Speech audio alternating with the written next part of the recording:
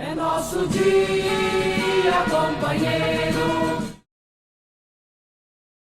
Meu nome, como você disse, é José Domingos Bragueto e eu sou pároco atualmente aqui na paróquia Nossa Senhora das Graças, na região episcopal Brasilândia. Eu fui ordenado no dia 20 de dezembro de 1975, portanto, eu celebrei agora em dezembro 48 anos de ministério. Os 10 primeiros anos eu atuei na Diocese de Jaboticabal, por onde eu fui ordenado, por Dom José Varani. Em 1986, eu vim para São Paulo, onde permaneço até os dias de hoje. Atualmente também acompanho, desde 1991, a pastoral operária na Arquidiocese e no Estado. O que eu posso dizer desse tempo todo de ministério? Bom, eu sempre fui um cara de igreja, né? Desde criança, levado principalmente pela minha mãe, né? Já tive essa vocação.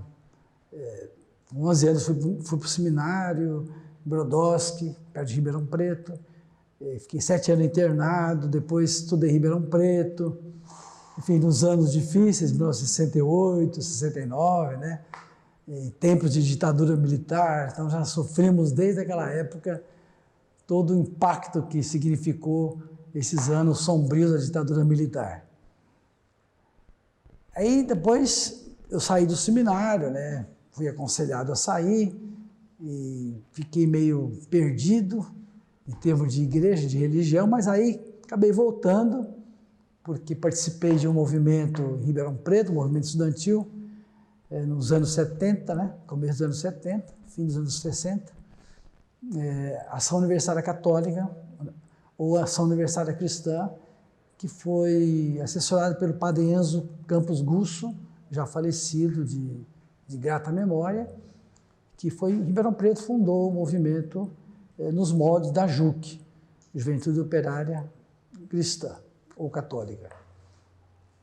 E naquele tempo as perseguições já começaram, né? Esse movimento foi muito perseguido em Ribeirão Preto, né? Mas nós tínhamos assim um acompanhamento da igreja, então um certo abrandamento na perseguição, não sei se por causa disso, mas teve essa perseguição também pela ditadura militar. Em 75, depois de ter estudado um pouco teologia aqui em São Paulo, eu me ordenei padre e fui atuar em Jaboticabal. Fiquei 1 ano em Jaboticabal, na cidade de Jaboticabal, e depois fui para Dobrada, que foi a minha primeira paróquia, pertinho ali de Jaboticabal mesmo, né, entre Matão e Jaboticabal. Posso dizer nesse depoimento que esses 10 primeiros anos, onde eu atuei em Jaboticabal, na diocese, foram os anos, digamos assim, de ouro do meu ministério, né? Não desprezando os outros anos que vieram seguintes, mas os 10 primeiros anos foram muito fortes na atuação ministerial. Por quê? Porque nós estávamos vivendo uma época muito difícil. Difícil no sentido de um descaso das autoridades com relação aos trabalhadores, de modo especial da cana-de-açúcar, né? Chamados boias frias. Logo de início, a situação, quando eu estava em Dobrada já, em 78, 79, me chamou a atenção pelo sofrimento que tanto os boias frias das periferias das cidades, quanto aqueles que vinham migrando para o corte de cana, que vinham de Minas para o corte de cana na safra, né? O sofrimento deles me chamou muita atenção. E como padre, como pastor, eu não poderia ficar indiferente de cruzar os braços e não fazer nada, né? Não podia só celebrar a missa e ficar por isso mesmo. Então eu iniciei uma abordagem junto à classe trabalhadora rural, nesse sentido, né? Através de visitas, de acompanhamentos, ida aos campos, nos alojamentos onde ficavam os cortadores de cana que vinham de Minas, do norte de Minas especificamente, e na cidade também, celebrando junto com eles, indo no momento da partida do trabalho, indo no local de trabalho, enfim, foi toda uma aproximação para sentir o drama que eles viviam. Nesse meio de tempo, eu percebi que uma ação isolada ela não seria eficaz e procurava uma organização que me desse um respaldo, já que a própria diocese, a igreja não se preocupava com essa situação, era totalmente indiferente ao drama vivido pelos trabalhadores.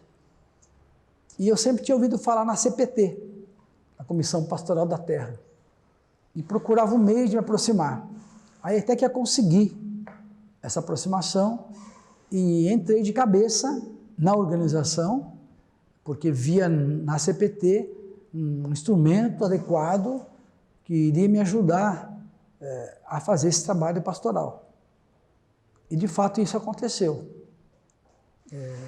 Paralelamente ao meu trabalho na paróquia, a gente começou então a organizar os trabalhadores, né? Em reuniões, em celebrações, datas comemorativas como 1º de maio, nós reunimos os trabalhadores. Então começou a ser feito todo um trabalho de conscientização da situação de sofrimento que eles estavam vivendo, né? Isso desembocou, eu acredito, todo esse trabalho de organização, desembocou no Levante de Guariba, né? O Levante de Guariba foi um ponto alto de todo esse trabalho que a gente vinha fazendo, que nos pegou inclusive de surpresa, porque a gente não esperava que acontecesse o que aconteceu 40 anos atrás na cidade de Guariba, que foi a greve de Guariba, né?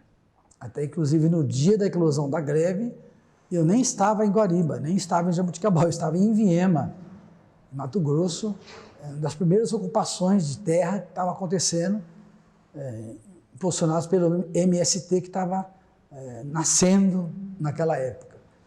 Aí me liga o secretário da CPT, Jaboticabal, dizendo que estava acontecendo o Levante.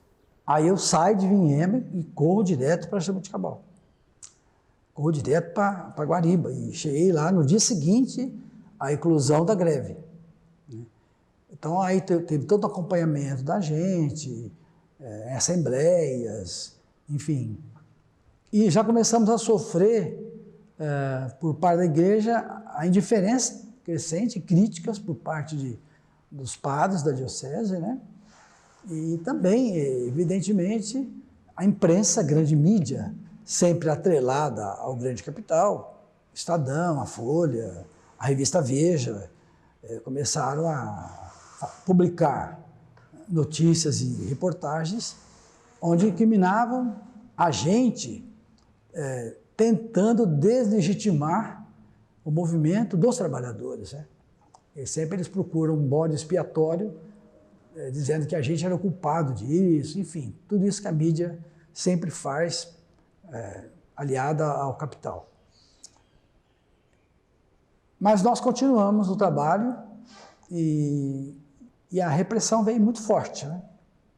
Veio muito forte e os trabalhadores apanharam bastante, porque houve uma aliança, né, entre o capital, representado pelos usineiros, e a polícia militar, o governo do estado, que naquela época era do Franco Montoro, e a repressão caiu forte em cima dos trabalhadores, inclusive de todos nós que apoiávamos os movimentos, porque a greve de Guariba não foi só uma greve, foi um rastilho de pólvora, né?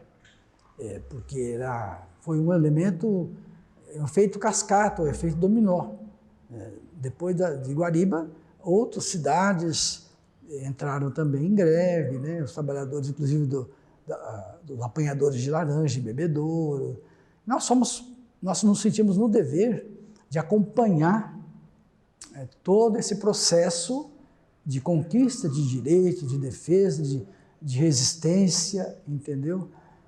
E claro, né, apanhamos junto, fui preso também na época, e assim, aí fui transferido para uma paróquia vizinha, depois de Guariba. Eu não fui pároco em Guariba, eu só acompanhei o movimento lá. Mas aí eu fui transferido para Barrinha, que foi minha última paróquia lá na Diocese de Jaboticabal. E claro, lá também era uma cidade dormitório, né? Uma cidade que era cheia de boias-frias, trabalhadores rurais. E, paralelamente a esse trabalho de conscientização, nós fomos também tentando resgatar os sindicatos, né? Sindicato que, a maioria das vezes, ou não tinha, nas cidades vizinhas, né? Jaboticabal, ou estava na mão de pelegos, como, por exemplo, o Sindicato de Barrinha, que estava na mão de pelego, naquela época já tinha 17 anos, estava na mão de um senhor que... E nós começamos a organizar oposições sindicais, entendeu? Organizar sindicatos independentes, tipo Dobrada, que não tinha sindicato, os trabalhadores rurais, nós ajudamos. Foi todo um processo muito interessante, a formação do sindicato em Dobrada, por causa da participação das mulheres, né? Nós tínhamos, a maioria da diretoria eram mulheres, só tinha um homem, que acabou sendo o presidente, né, o Severino, e acabou sendo eleito como presidente. O resto da diretoria, acho que eram 12 pessoas, eram todas mulheres, né? Então foi interessante esse processo lá em Dobrada. Já em Barrinha foi mais complicado, porque nós tivemos que travar uma luta, uma batalha, para tomar o sindicato na mão do pelego, entendeu? E claro que o dono do sindicato, que eu não me recordo mais o nome dele, ficou furioso e ameaçou, entendeu? Quase formou emboscada contra a gente. E sei que nós ganhamos, a oposição sindical ganhou, e realmente o sindicato caiu na mão dos trabalhadores e permanece, acredito que até hoje, né? O Sidão, que era o presidente, me parece que faleceu há pouco tempo, Cidinho, chamava ele de Cidinho. Na verdade, ele era um negrão bem alto, né? Que parece que há pouco tempo ele faleceu, se não me engano.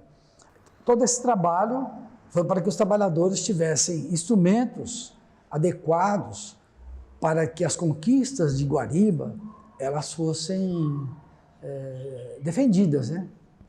Porque Guariba, na verdade, há 40 anos, ela se tornou um divisor de águas, entendeu? Antes de Guariba, nós tínhamos uma situação de quase sem direitos, de muita exploração, uma situação complicadíssima, né?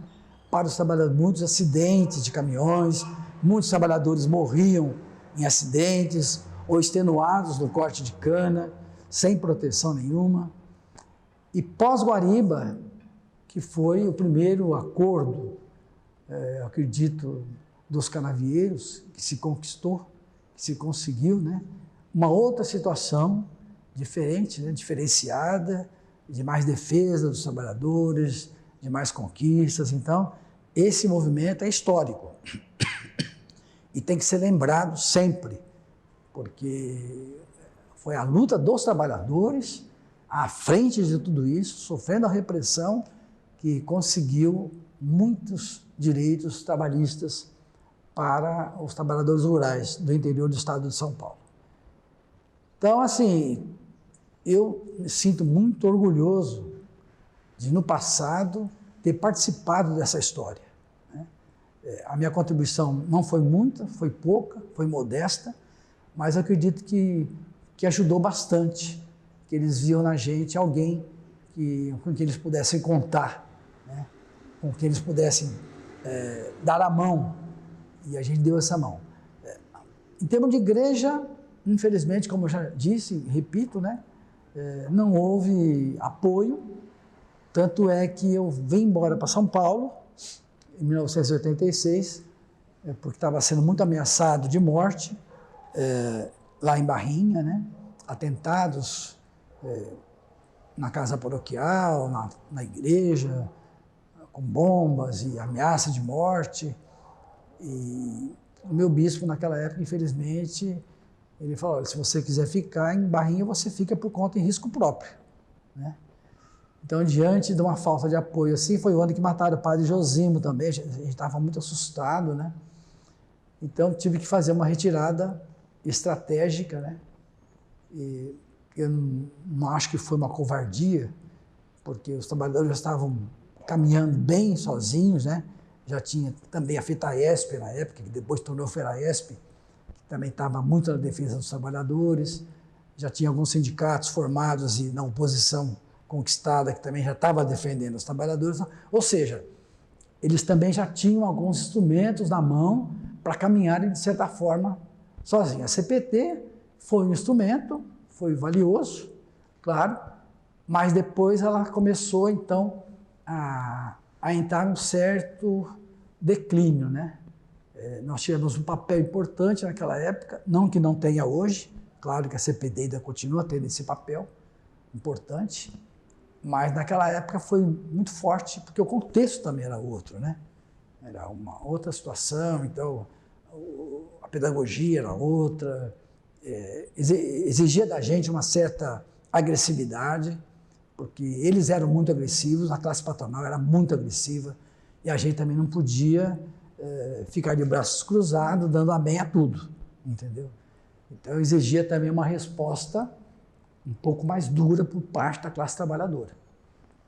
Eu venho para São Paulo, em 86, continuo ainda por uns 2 anos na CPT, nós tínhamos o nosso escritório no Instituto Sede Sapiência, aqui na Perdizes, né? E o Dom Aparecido, o bispo de registro, nos acompanhava também.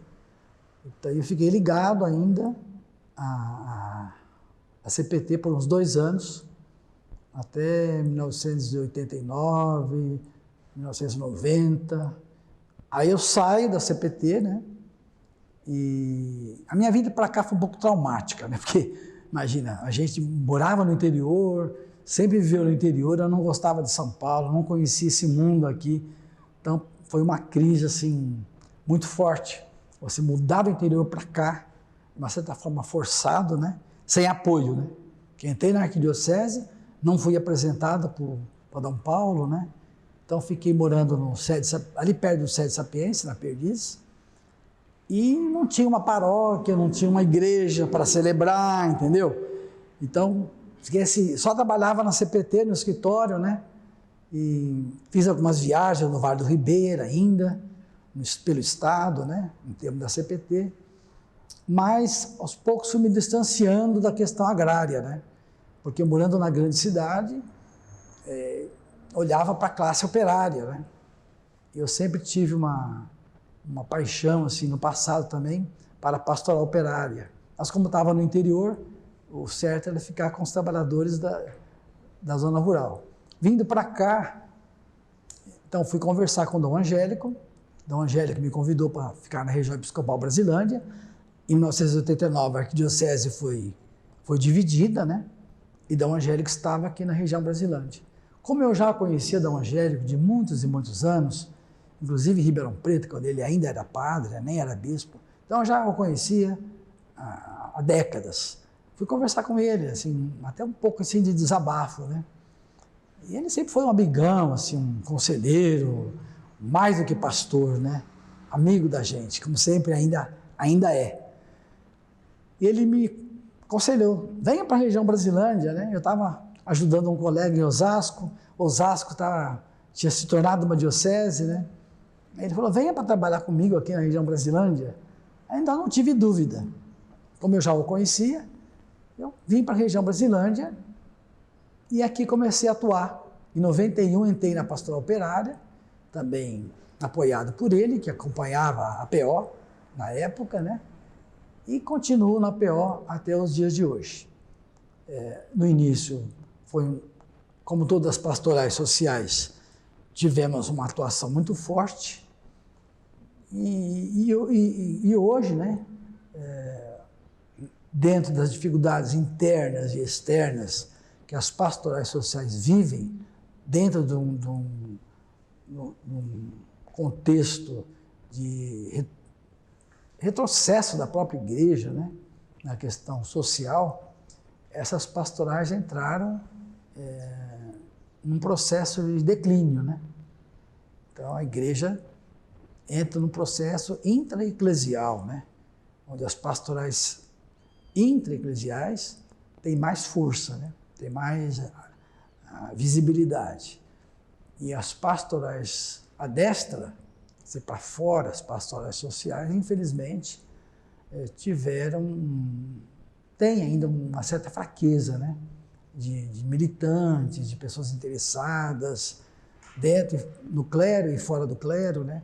Então, assim, mas ainda continuamos firmes na resistência, né? E na teimosia, né?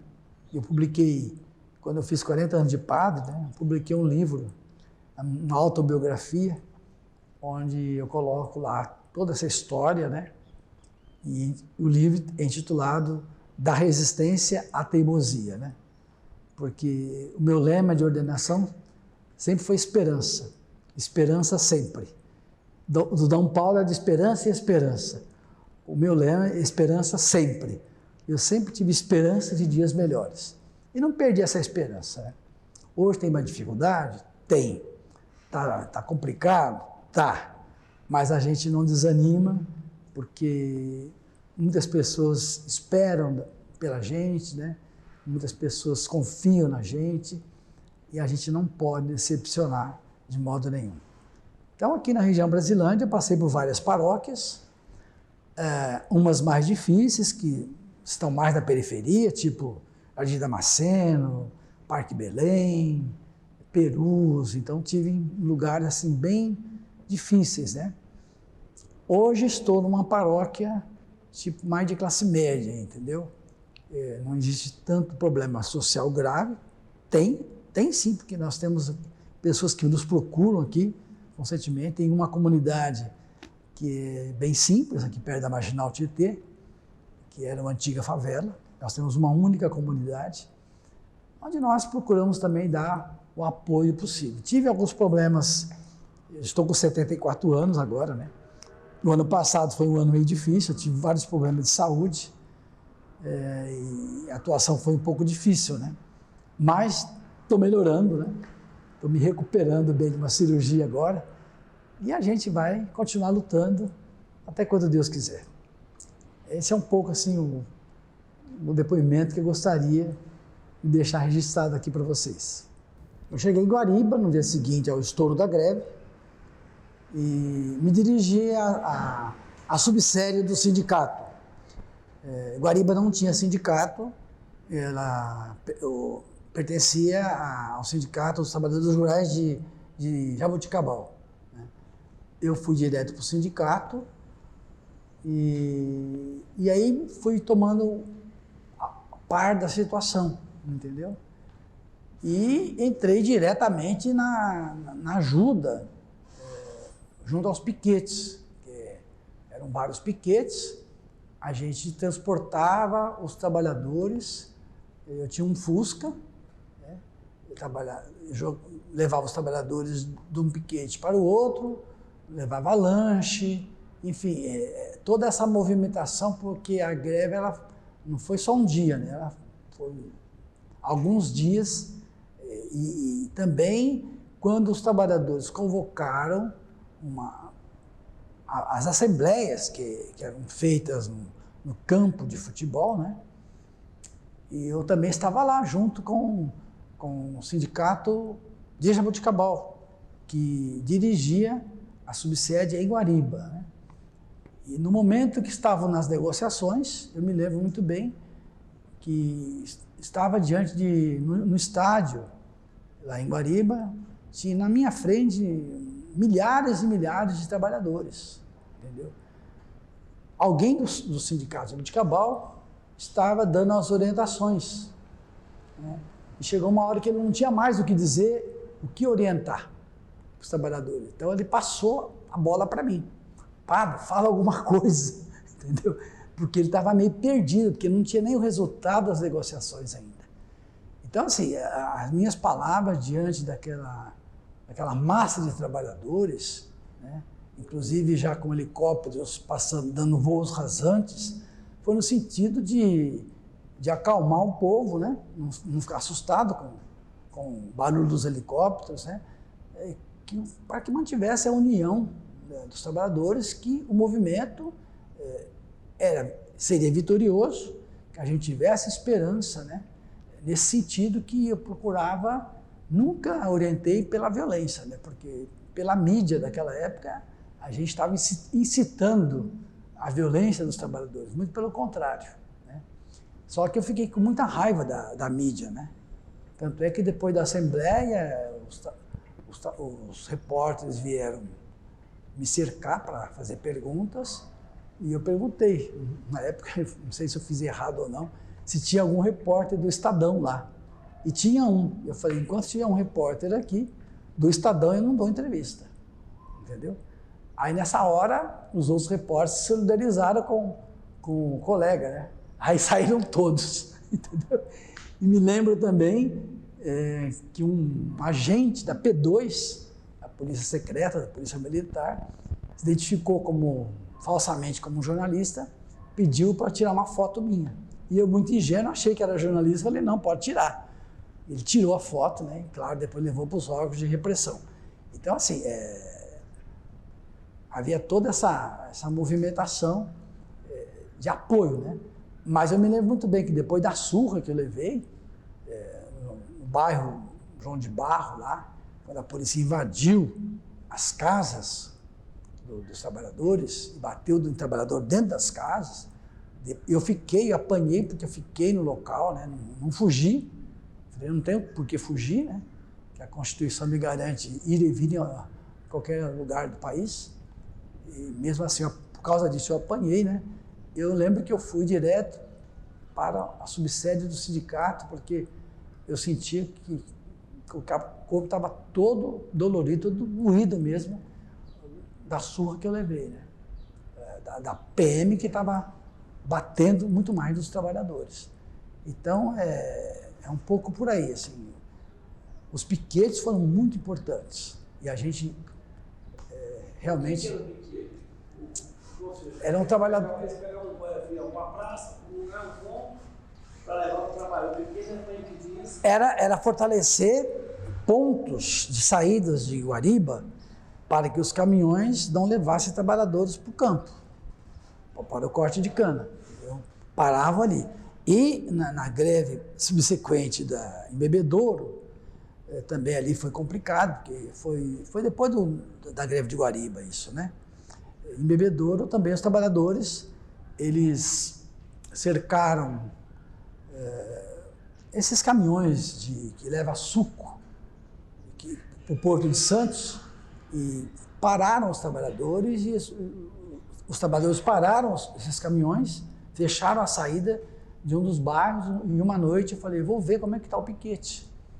Quando eu cheguei lá, né, houve um ataque da tropa de choque, nós escutamos um barulho de tropa e a tropa dispersou o piquete, foi nessa hora que eu recebi voz de prisão. Levei uma cacetada na cabeça e o comandante falou, você está preso porque você está atrapalhando a operação militar. Aí me levaram preso, fiquei a noite toda preso lá, né? Aí o bispo de Jabuticabal mandou um advogado, o padre da cidade também interveio, entendeu? E foi assim, complicado também essa situação que eu vivi na cidade de Bebedouro, né? Porque também dava apoio aos grevistas lá em Bebedouro, lá, e Pitangueiras também. Pitangueiras, me lembro, nos dias após a greve de Guariba, a polícia batia nas mulheres, entendeu? Batia nas mulheres, ia nas casas, nos bares, prendia pessoas. Eu fiquei muito revoltado no dia que aconteceu isso, eu não me lembro o dia que foi no ano seguinte, eu acho, da greve de Guariba. Os padres da cidade estavam tendo uma reunião na casa paroquial e eu não pude ficar na reunião porque eu estava dando apoio para os trabalhadores. Aí eu perguntei para um dos padres, mas vocês na reunião discutiram esse assunto? A resposta me deixou mais decepcionado ainda, que ele falou, nós tivemos uma pauta tão cheia que a gente não teve tempo de discutir esse assunto. Falei, meu Deus do céu, né? A cidade pegando fogo, né? E o clero reunido com o bispo tratando de outros assuntos que não tinha nada a ver com a situação do povo, né? Em Barrinha, eu tive que dar o troco, porque no 1º de maio, se eu não me engano, de 1986, no Dia das Mães, a Polícia Militar teve a ousadia de estar na porta da igreja distribuindo flores para as mães que entravam na igreja. Eu tive que proibir. Eu falei, eu não quero PM na porta da igreja distribuindo flores, porque vocês estão batendo nas mulheres e agora vem distribuir flor aqui. O soldado disse, mas o comandante pediu para fazer isso. Fala para o teu comandante que eu, na porta da igreja, eu proíbo, vocês podem distribuir na praça, mas na porta da igreja, nem pensar. Eu era muito ousado também naquela época, não media palavras, né? E na hora da homilia, eu entrei para a missa, eu notei que tinha PMs dentro da igreja. E eu disse, olha, vocês podem anotar no seu relatório de vocês tudo que eu estou dizendo aqui, porque eu não tenho medo de falar, porque vocês estão aqui anotando as coisas, pode falar tudo. Eu nunca me neguei ao diálogo, da impressão que a gente era tão radical que não... Não, teve um usineiro, se eu não me engano, da usina... Não sei se foi da usina Bonfim, ou perto de Barrinha ali, que eu não me lembro o nome da usina, que pediu para ter uma conversa comigo. Eu falei, perfeito, pode vir na casa paroquial que eu atendo. De fato, foi um usineiro lá na casa paroquial conversar comigo. Então, perguntou o que eu achava disso, o que eu achava daquilo. Enfim, nós discutimos um pouco a situação dos trabalhadores, né? A produção que eles tinham que fazer e a exploração que eles faziam. E eu deixei bem claro, ó, você está de um lado, eu estou do outro. A gente até pode conversar, mas respeitosamente, que fique bem claro, você está do lado do capital, eu estou do lado da classe trabalhadora. Ele falou, de fato, terminando a conversa, ele disse, de fato, eu acabo concluindo que você é marxista mesmo, certo? Você é marxista e vou falar isso para o pessoal. Falei, pode falar para quem você quiser. Eu não sou comunista, eu só estou defendendo os trabalhadores. E aí terminou a conversa, não teve... Mas eu nunca me neguei a conversar, mas deixando posições bem claras, né? De que lado que a gente estava, com todo o respeito, entendeu? Sem apelar para nenhum tipo de violência, né? Porque eu nunca fui a favor de nenhuma violência. E nesse livro que eu citei da minha autobiografia também saíram impressas algumas fotos ali. Mas ele tem alguns poucos exemplares, uns 6, 7 exemplares. Foi uma edição muito caseira, né? Assim, fiz 1000 exemplares só, que é uma autobiografia. Então não foi uma edição comercial, não, né? Então eu guardei uns poucos, assim, tem uns 6, 7 só guardados. A memória das lutas do passado, eu acho fundamental. Fundamental. Porque tem muito detalhe, tem muito engajamento de pessoas que se doaram, que deram um pouco da sua vida, que não pode ser perdido, tem que ser resgatado para que pessoas jovens dos nossos dias, dos nossos tempos, possam não fazer o mesmo, mas ver que havia ousadia, havia uma mística, havia todo um ideal, entendeu? Da nossa geração, da nossa época, que não se perdeu totalmente. Hoje a gente muda a pedagogia, muda a estratégia, entendeu? Porque essa luta ela continua. Eu acho que tudo isso do passado serve de inspiração para as lutas de hoje, né? Eu acho que é fundamental isso. Por exemplo, quando eu estava em Perus, na paróquia São José, eu tinha uma comunidade São Mateus. E eu descobri que lá na igreja tinha um cálice. Eu estava celebrando a missa, depois que eu soube da história do cálice, aí eu celebrei com mais vontade ainda. Que cálice que era aquele? Aquele cálice foi doado pelo padre Celso Ibson de Silos, que atuou na década de 50, 60, na Arquidiocese de Ribeirão Preto, e foi um dos que, naquela época, estava junto às ligas operárias, círculos operários, entendeu? E que doou esse cálice para a greve dos queixadas da fábrica de cimento em Perus. Eu falei, meu Deus do céu, esse cálice aqui vale mais do que ouro, né? É uma relíquia. Eu acredito que esse cálice ainda esteja lá, nessa comunidade de São Mateus, na paróquia São José, em Perus. Então, assim, são coisas que remetem a um passado, entendeu? E que faz parte de uma luta, que a greve dos queixados foi uma greve famosa, né, que durou anos e anos, e a gente tem que resgatar, né, a greve dos queixadas de Perus. Quando eu estive lá em Perus, todo ano eu fazia questão de fazer a noite das lutas operárias. Então a gente recordava, chamava queixadas para dar testemunho, dar o prêmio a uma personalidade. Então, Dom Tomás Balduino recebeu, outros receberam. A gente chamava alguém que teve assim, um papel histórico nas lutas sociais para receber o prêmio das queixadas. Infelizmente, depois que eu saí de lá, a gente fazia em conjunto com o sindicato do cimento cal gesso de Perus. Mas depois a própria pastoral operária lá foi enfraquecendo, o sindicato também, enfim, acabou não tendo mais esse resgate que eu acho que é fundamental. Então, essa memória eu acho importante fazer, né? Bem como a mística do martírio, né? E onde eu passo, eu faço uma missa anual dos mártires da caminhada.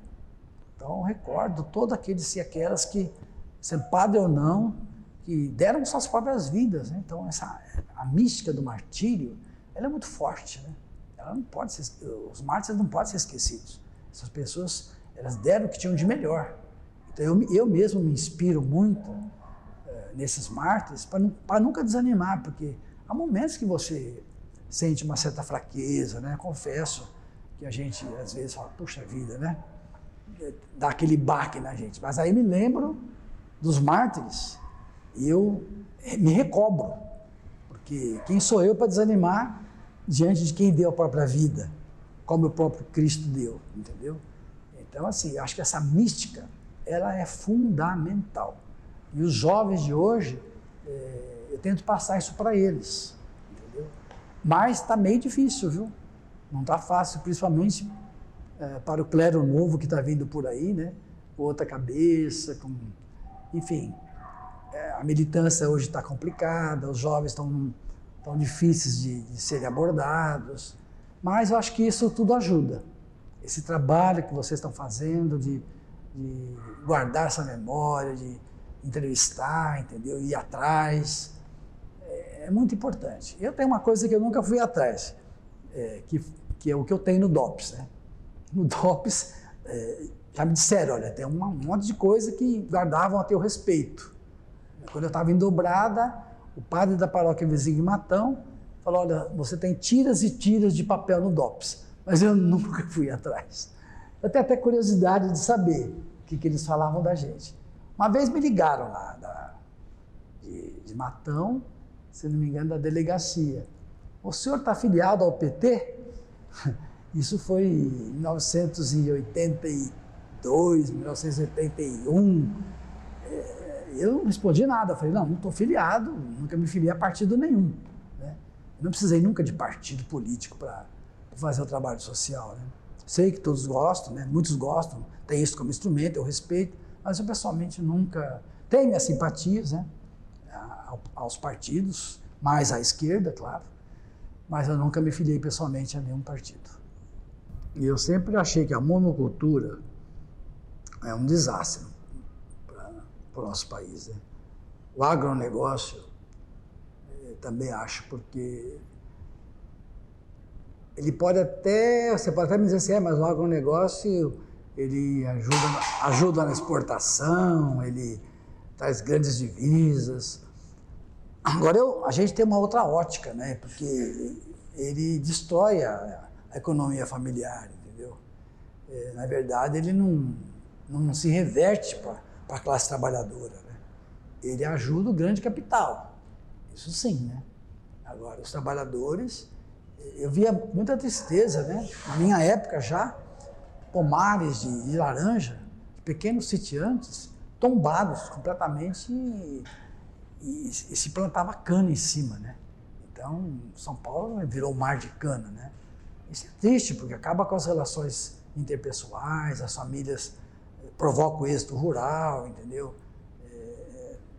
Tudo muito lamentável, né? Então, ele destrói realmente a economia familiar. E o que o trabalhador precisa é do arroz, do feijão, dessas coisas que faz no seu dia a dia, né? Ele não vai comer soja, não vai comer só açúcar, entendeu? Isso não reverte para ele. Então eu vejo com muita tristeza isso tudo. E a reação ao agronegócio eu acho que é muito tímida ainda, né? Eu acho que a gente não tem muita força para fazer esse embate que é como um dragão que vai engolindo, né? Vai engolindo. Eu não sou contra a mecanização do campo, mas reconheço que tirou o trabalho de muita gente. Não existe assim uma política de reversão nesse sentido, né? Mecaniza o campo, sim, mas você prepara o trabalhador para um outro tipo de função. Isso, pelo jeito, não acontece de modo geral, né? Então, você vai naquela região onde eu atuei, por exemplo, Ribeirão Preto, Jabuticabal, você não tem mais o boia fria hoje. Você não tem mais o cortador de cana. Tudo foi substituído. Onde foram trabalhar? Onde foram parar esses trabalhadores? Entendeu? Viraram o quê? Simplesmente eles sumiram no mar, no ar, no mapa. Então, eu acho que estão abandonados, né? Estão no subemprego, estão fazendo biscate, entendeu? Enfim, eu até ouvi falar que tinha uma nova profissão de mulheres que iam atrás das máquinas catando tocos de cana que a máquina não conseguia pegar. Era uma nova profissão. Eu falei, meu Deus, que ponto que nós chegamos, né? Virar uma profissão, catar toco de cana, sabe? Então, assim, o capital ele não se preocupa com essa massa excedente, né? Ele vai avançando. Então, o que era boia fria, que se vire, que se dane, né? Eu não sou contra a mecanização. Não vou querer fazer que nem na era industrial, né? Que quebrava as máquinas. Esqueci até no tempo do Fordismo, se não me engano, né? Antes do Fordismo até. E quebrava as máquinas, né? Não é por aí também, né? Mas você tem que ter uma política social que se preocupe com a classe trabalhadora, que prepare essa classe para enfrentar a modernização no campo, na cidade, entendeu? Mas, infelizmente, não vejo essa preocupação. E a gente tem que lutar contra isso, né? Para que haja políticas públicas que ajude a classe trabalhadora. É nesse sentido que a gente tem que somar força com os trabalhadores para que tenha essas políticas públicas. Na pastoral operária, hoje, a gente acompanha... acompanha, assim, na questão dessa mística, né? De ajudar na mística, na espiritualidade e também um pouco na articulação. Um trabalho que eu fazia na CPT antigamente, eu procurei fazer, uns anos atrás, com mais intensidade, visitei várias dioceses, formando grupos de pastoral operária, entendeu? Reunindo com eles, fornecendo subsídios, né? Hoje não estou mais a nível estadual, hoje estou mais a nível de Arquidiocese de São Paulo. Então, tentando fazer um trabalho de resistência mesmo, né? Porque está muito difícil, a gente não tem muito apoio, né? Os padres hoje, eles não é uma pastoral que eles se dedicam a isso, né? Então, eu tenho um grupo, por onde eu passei, eu procurei formar um grupo, onde se fazia reflexão, né? Onde se tentava engajar em algumas lutas operárias, mas hoje está meio complicado. Hoje a gente celebra, 1º de maio, né, claro, como o Dia do Trabalhador, faz a celebração da missa, faz a celebração dos mártires, procura se juntar, se aliar com outras pastorais sociais, mas, assim, não muito mais do que isso, né? O trabalho de fábrica está difícil, né? Hoje a gente não tem mais grupos de fábrica, certo?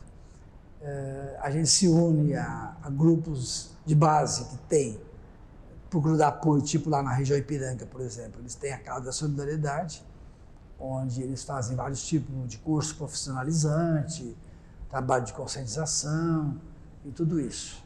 É um pouco assim do trabalho que a gente tem procurado fazer. Um trabalho de assessoria e de resistência. Aqui nós temos na Brasilândia um pequeno grupo que está aqui na minha paróquia, né?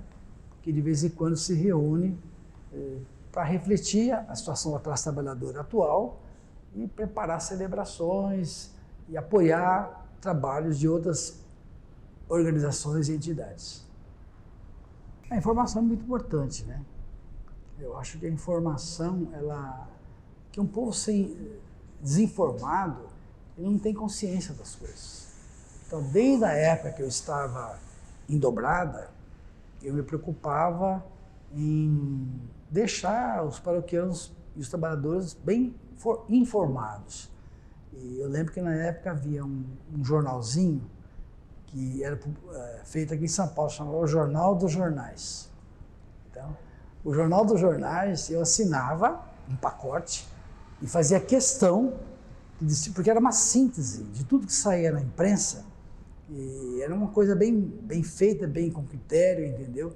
E eu usava aquilo como instrumento para que os trabalhadores e o povo da própria paróquia tivesse algum tipo de informação, porque o povo não lê jornal, o povo só fica vendo o Globo, fica ouvindo a grande mídia, né? Então, uma imprensa alternativa, eu acredito muito mais nela. Até que aqui em São Paulo, quando eu vim, eu entrei na Agência Ecumênica de Notícia, AGEN, Agência Ecumênica de Notícia, que nós produzimos um jornal alternativo, um boletim mensal, e também ia a internet estava começando naquela época, no começo dos anos 90, né? E a gente disparava notícias alternativas, né? Porque a boa informação, isenta, ela é a base da conscientização. Concorda? A pessoa sabendo do que está acontecendo, de uma fonte mais pura, né? Digamos assim, uma fonte não contaminada, ela ajuda a você tomar consciência do que está acontecendo no país, né? Hoje eu vejo que existe muita desinformação, ainda, né? O povo está muito na grande mídia, quando escuta é a Globo, é os da Terra da Vida. Então, assim, eu noto que houve uma certa decadência, né? Principalmente na juventude de hoje. E o avanço de movimentos dentro da própria igreja, movimentos que não pisam no chão, né? Não pisam na realidade, que vão mais para uma linha carismática, isso atrapalhou muito o surgimento, inclusive, do clero, padres que se ordenam, vindo desses movimentos, e que não tem consciência ou não quer ter consciência do que está acontecendo na realidade, né? Então, hoje é difícil padres que queiram ir para a periferia, para zonas difíceis, entendeu? Dizem que não tem perfil. O padre não tem que ter perfil. O perfil do padre é onde Deus manda, entendeu? Onde Deus chama. Então, ou ele vai para uma paróquia de periferia ou vai para uma paróquia de classe média, é onde precisar. Não posso me recusar a ir onde Deus chama, entendeu? Então, assim, essa dificuldade existe muito, né? Por isso que eu repito, a gente faz a celebração, Santo Dias da Silva, Irmã Dorothy, essas pessoas que, não é pela idade que a gente vai pendurar a chuteira, né? Eu tiro por mim, eu estou com 74 anos, acho que eu tenho muita gás para tocar ainda. Eu não vou pendurar a chuteira porque eu estou com certa idade. Não. Acho que a esperança de um mundo novo, de uma nova realidade, a utopia de um reino de justiça, de igualdade, de paz, ela tem que ser o nosso norte, até quando a gente partir, certo? Ela vai ser eterna na vida eterna. Agora, enquanto a gente está nesse mundo, a gente vai construindo essa utopia, apesar de todas as dificuldades, de todos os problemas. E bola para frente.